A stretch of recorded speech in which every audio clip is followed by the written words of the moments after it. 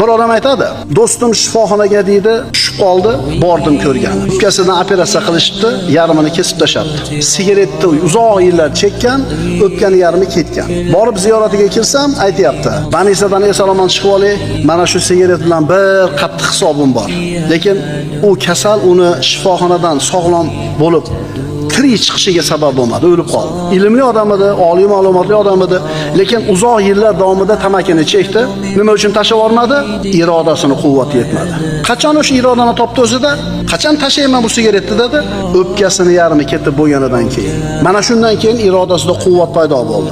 Fursat o'tib ketishidan avval topiladigan kuchli iroda bilan vaqt o'tib ketgandan keyin topiladigan kuchli irodaning o'rtasida katta farq bor. Qarilar biladi, yoshlikda mana qilish kerak ekan, chunki o'tib bo'ldi-da. Endi irodangiz kuchli, lekin kalla emas. Pulingiz ham bor, vaqtingiz ham bor, xohishingiz ham bor, lekin endi zehn emas. Sog'lik emas. Fursat o'tib ketishdan avval topiladigan kuchli iroda bilan vaqt o'tib ketgandan keyin topiladigan kuchli iroda orasida farq bor.